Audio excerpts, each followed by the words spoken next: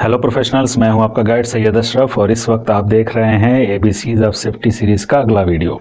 आज का अल्फाबेट है के और के से होता है कीपिंग कोविड अवे। क्या आपने इससे पहले वाले वीडियोस देखे हैं? अगर नहीं तो अभी मेरे चैनल पे जाइए और देखिए, और अगर अभी तक आपने मेरा चैनल सब्सक्राइब नहीं किया है तो अभी सब्सक्राइब करिए और बेल बटन दबाना मत भूलिएगा ताकि मेरे चैनल का हर अपडेट आप तक पहुंचता रहे। तो चलिए बिना देर किए ये वीडियो शुरू करते हैं।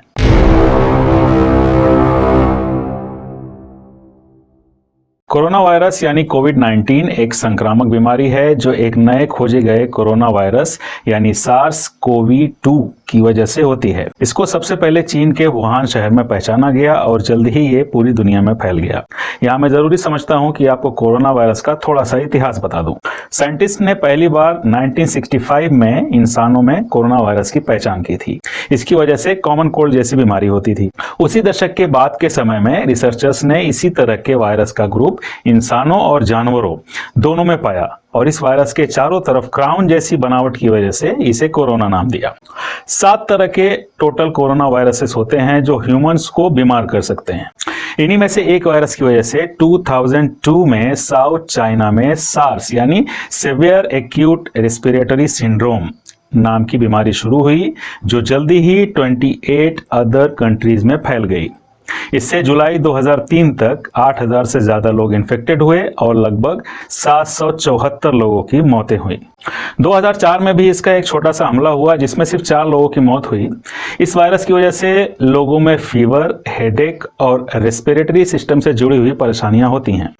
एक और कोरोना वायरस होता है जिसे middle east respiratory syndrome corona virus यानी मर्स कोवी कहते हैं और इसकी शुरुआत सऊदी अरब में 2012 में हुई और इसकी वजह से बीमार हुए लगभग 2500 लोगों में से बहुत सारे ऐसे लोग थे जो या तो मिडिल ईस्ट में रहते थे या जिन्होंने वहां का सफर किया था। यह वायरस अपने सिमिलर रिलेटिव यानी सार्स, जिसके बारे में पहले मैं बता चुका हूं, उससे कम इन्फेक्शियस था यानी फैलने की दर कम थी लेकिन उससे ज्यादा खतरनाक था। इसकी वजह से लगभग 858 लोगों की मौतें हुई। इसमें रेस्पिरेटरी सिस्टम से रिलेटेड प्रॉब्लम्स तो सार्स जैसी ही थी लेकिन इसमें लोगों की किडनी भी फेल हो जाती थी जिसकी वजह से इसका मोर्टेलिटी रेट हाई होता है। अब अपने मेन टॉपिक पे वापस आते हैं यानी कोविड-19 पे। कोविड-19 वायरस से संक्रमित ज्यादातर लोग हल्के या moderate respiratory system related problems को महसूस करते हैं और बिना किसी स्पेसिफिक इलाज के अपने आप ठीक हो जाते हैं। एडल्टली पीपल यानी बूढ़े लोगों में जिनकी उम्र ज्यादा है और ऐसे लोगों में जिनको पहले से ही हार्ट प्रॉब्लम, डायबिटीज या सांस से जुड़ी हुई बीमारियां हैं या जिन्हें कैंसर जैसी प्रॉब्लम हो, ऐसे लोगों में सीरियस बीमारी पैदा होने की पॉसिबिलिटीज बढ़ जाती है। इसके ट्रांसमिशन को रोकने और धीमा करने के लिए सबसे अच्छा तरीका है कोविड-19 के बारे में अच्छी तरह से बताया जाना और लोगों के अंदर इसकी जागरूकता को बढ़ाया जाना कि इस बीमारी की वजह क्या है और ये कैसे फैलता है। अपने हाथों को धोकर या अल्कोहल बेस्ड सैनिटाइजर से हाथों को सैनिटाइज करके मास्क या किसी दूसरे तरीके से अपना चेहरा मतलब नाक और मुंह, जहां से हम सांस लेते हैं और जहां से वायरस हमारे अंदर जा सकता है, उस एरिया को कवर करके हम खुद को और दूसरे लोगों को इस वायरस से बचा सकते हैं। Covid virus mainly droplets of saliva से फैलता है और ये तब निकलता है जब कोई इन्फेक्टेड इंसान खांसता या छींकता है। जैसा कि मैं पहले ही बता चुका हूं कि यह वायरस ह्यूमंस के रेस्पिरेटरी सिस्टम पर अटैक करता है। आइए अब जरा डिटेल में इंसानों में इसके असर के बारे में बात करते हैं। कोविड-19 अलग अलग लोगों को अलग अलग तरीके से इन्फेक्ट करता है। ज्यादातर इन्फेक्टेड लोगों में बहुत लाइट या मॉडरेट असर देखने को मिलता है और बिना किसी स्पेसिफिक इलाज के या हॉस्पिटल में भर्ती हुए बिना अपने आप ठीक हो जाते हैं। इसके जो सबसे जनरल सिम्टम्स हैं जो ज्यादातर लोगों में देखे जाते हैं वो होता है बुखार, सूखी खांसी और थकान लगना। ये नॉर्मल सिम्टम्स हैं जो ज्यादातर लोगों में देखे जाते हैं। इन सिम्टम्स के अलावा कुछ और सिम्टम्स भी होते हैं जो कुछ लोगों में देखे गए हैं, जैसे कि बदन में एक या पेन होना, गले में खराश, दस्त आना, आंख आ जाना, सर दर्द, loss of ability of taste and smell यानी सूंघने की और स्वाद लेने की ताकत का खत्म हो जाना, स्किन पर रैशेज या दाने हो जाना, हाथ या पैरों की उंगलियों में कट के निशान। इसके अलावा कुछ सीरियस सिम्टम्स भी होते हैं जो उन लोगों में दिखाई देते हैं जो सीरियसली इन्फेक्टेड हो जाते हैं इससे, जैसे कि सांस लेने में मुश्किल होना या पूरी सांस न आना, सीने में दर्द या दबाव महसूस होना, बात करने में मुश्किल या बदन के मूवमेंट करने में परेशानी होना। अगर आपको इनमें से कोई सिम्टम दिखाई देता है तो ध्यान दें। अगर लाइट या मॉडरेट सिम्टम है तो खुद को घर पर ही रखें, और अगर सीरियस सिम्टम दिखाई दे, यानी सांस लेने में तकलीफ हो रही है, सीने में प्रेशर महसूस हो रहा है, या बात करने में मुश्किल हो रही है, या बदन को मूव करने में प्रॉब्लम हो रही है, तो फौरन हॉस्पिटल या अपने फैमिली डॉक्टर को दिखाएं। मगर यहाँ एक बात ध्यान रखें कि डॉक्टर या हॉस्पिटल में जाने से पहले अपॉइंटमेंट लेना न भूलें। उनको अपने आने की खबर कर दें ताकि वो ज़रूरी इंतजाम कर सकें, क्योंकि ये एक फैलने वाली बीमारी है, तो वो अपने और दूसरे लोगों की सेफ्टी का इंतजाम कर सकें। लाइट या मॉडरेट सिम्टम्स अपने आप ही नॉर्मली 5 से 6 दिनों में ठीक हो जाते हैं, लेकिन कुछ केसेस में ठीक होने में 2 हफ्ते तक का समय लग सकता है। इससे पहले कि मैं आपको आगे बताऊं, अगर आपने अभी तक मेरा चैनल सब्सक्राइब नहीं किया है तो फौरन सब्सक्राइब कीजिए और बेल आइकन को दबाना मत भूलिएगा, ताकि चैनल की सारी अपडेट्स आप तक पहुंचती रहें। इन्फेक्शन को रोकने और कोविड-19 के ट्रांसमिशन को धीमा करने के लिए अपने हाथों को रेगुलरली साबुन और पानी से धोएं या उन्हें अल्कोहल बेस्ड हैंड सैनिटाइजर से साफ करते रहें। आपके और खांसने या छींकने वालों के बीच कम से कम 2 मीटर की दूरी जरूर बनाकर रखें, ताकि वो जो ड्रॉपलेट्स निकलते हैं वो आप तक न पहुंच सके। अपने चेहरे को बार बार छूने से बचें, बल्कि बेहतर यह होगा कि अपने चेहरे को न छुएं। खांसते या छींकते वक्त अपना मुंह और नाक किसी कपड़े या अपनी कोने से ढक लें, यानी इस तरह से सीखें। यदि आप सिकनेस महसूस करते हैं तो घर पर ही रहें। स्मोकिंग और फेफड़े को कमजोर करने वाली दूसरी एक्टिविटीज से बच के रहें। अगर बहुत जरूरी न हो तो कहीं बाहर न जाएं और मास गैदरिंग से बच के रहें। मास गैदरिंग कहाँ होती है?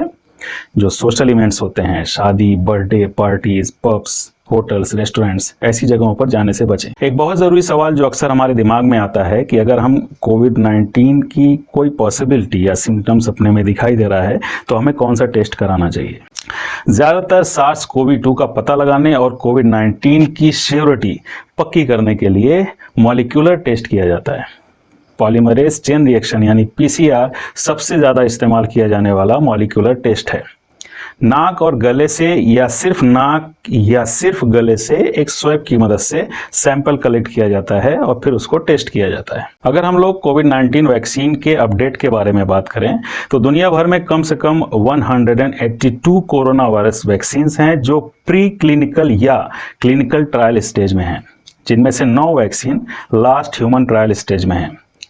इंडिया में 2 वैक्सीन स्टेज 2 में है और एक जो कि ऑक्सफोर्ड यूनिवर्सिटी की देखरेख में बनाई जा रही है स्टेज 3 में है। हालांकि एक्सपर्ट्स का कहना है कि वैक्सीन मार्च से अप्रैल 2021 में आम जनता तक पहुंचने की उम्मीद है।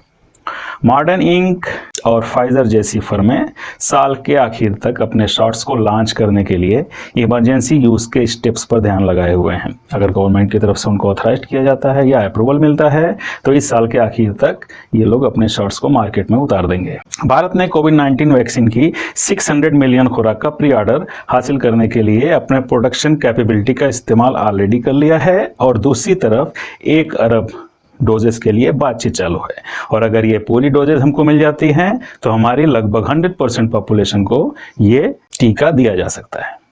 हम सब जानते हैं कि prevention is always better than cure, इसलिए कोविड-19 से बचने के लिए हमें पर्सनल हाइजीन और अपने इम्यून सिस्टम को मजबूत रखने पर ध्यान देना चाहिए। अपने हाथों को धोते रहें, ये बात मैं बार बार बोल रहा हूँ, और साफ और हेल्दी खाना खाएं, यानी फास्ट फूड से बच के रहें, हेल्दी फूड खाएं ताकि आपका इम्यून सिस्टम बिल्डअप हो। और हाथों को बार बार धोते रहें इसलिए क्योंकि जब हम मास्क का इस्तेमाल करते हैं तो सांस के रास्ता जब बंद हो जाता है, वायरस का रास्ता अंदर जाने के लिए, तो हमारे हाथ के थ्रू जा सकता है। इसके लिए बार बार हाथों को धोते रहें। हाथों को कैसे धोना है इस वीडियो से समझ सकते हैं।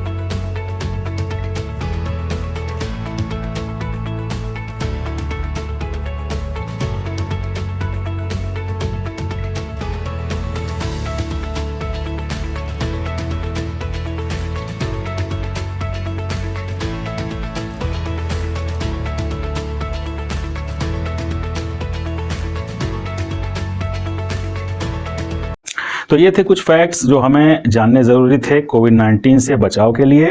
अगर हम सारे फैक्ट्स और मिथ्स पर गौर करें तो एक बात कही जा सकती है कि प्रिवेंशन ही बचाव है जब तक कि वैक्सीन हमारे पास नहीं आ जाती है। कीपिंग कोविड अवे में फिलहाल इतना ही। अगला अल्फाबेट है एल, और एल से क्या होता है ये जानने के लिए मेरे साथ बने रहिए। अगले वीडियो में जल्दी मुलाकात होगी। और अगर आपने अभी तक मेरा चैनल सब्सक्राइब नहीं किया है तो चैनल को सब्सक्राइब कर लीजिए और बेल आइकन को दबाना मत भूलिएगा ताकि अपडेट्स आप तक पहुंचती रहें। तब तक be aware, be safe, have a nice day, bye.